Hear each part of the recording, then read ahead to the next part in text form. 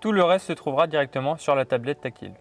Vous trouverez sur la page d'accueil en haut le GPS, ici le média, le menu du téléphone pour jumeler son téléphone et ici une application qui peut changer.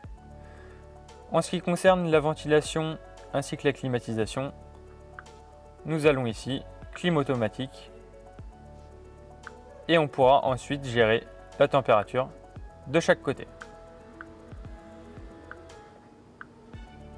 Vous trouverez de chaque côté un petit siège. En cliquant dessus, ça activera les sièges chauffants ou ventilés si vous avez pris l'option. Pour accéder au GPS, on clique dessus. Le GPS apparaît. Pour définir une destination, on clique sur le petit drapeau qui se trouve sur la gauche. Un sous-menu apparaît. Vous trouverez les destinations récentes, un favori, la bibliothèque où vous pourrez enregistrer les destinations, les points d'intérêt à proximité du véhicule ou à proximité de la destination et en dernier, une adresse pour rentrer une adresse de manière plus classique.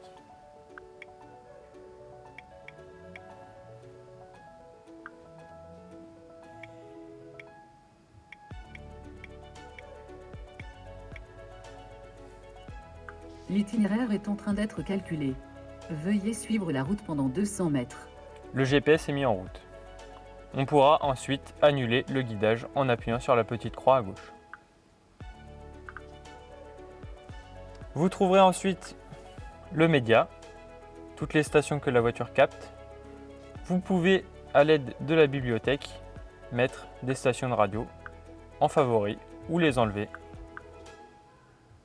Vous pouvez ensuite régler manuellement la syntonisation et la dernière, aller sur le Bluetooth pour écouter la musique d'un appareil Bluetooth connecté. Juste en dessous, vous trouverez la commande pour jumeler le téléphone. Vous allez dans le paramètre du téléphone, dans le menu Bluetooth. Il vous suffit ensuite d'ajouter le téléphone et de jumeler les deux appareils ensemble. Sur la droite, vous trouverez les applications de la voiture. En haut se trouvent les applications concernant le média. FM, favori radio, Bluetooth, USB ou iPod pour écouter de la musique de différents supports.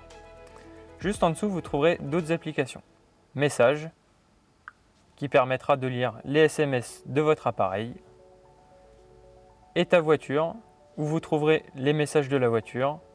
Le statut pour le niveau d'huile ou le niveau d'AdBlue si vous avez un diesel.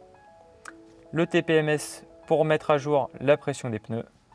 Et le service pour savoir quand revenir à l'atelier pour effectuer l'entretien du véhicule. Centre de téléchargement afin de télécharger des applications sur la voiture. Préférence conducteur afin d'avoir un graphique représentant la consommation de carburant et d'électricité sur ce véhicule hybride. Et ensuite Apple CarPlay, Android Auto pour jumeler votre téléphone plus facilement et avoir les applications directement sur la tablette.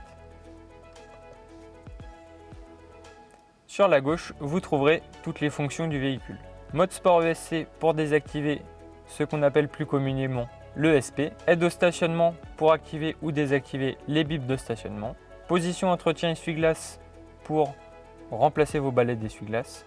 La caméra pour voir ce qui se passe à l'arrière du véhicule. De toute façon, en passant la marche arrière, la caméra se déclenche automatiquement. Les phares directionnels actifs afin que les phares tournent en même temps que le volant.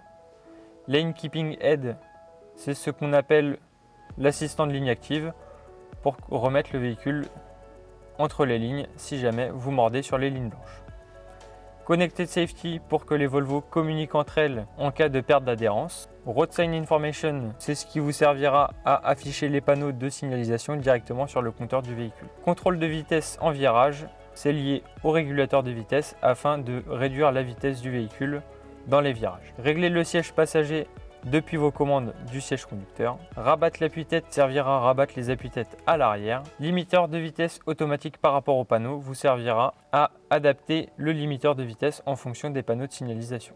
Vous trouverez ensuite ici spécifiquement sur l'hybride deux fonctions. Une fonction Hold qui vous permettra de maintenir la capacité électrique dont vous disposez et charge qui vous permettra de recharger la batterie tout en roulant. Le dernier, assistance d'évitement collision, vous servira en cas de choc, pouvoir éviter sur la droite ou sur la gauche un choc pendant que le véhicule tournera à votre place.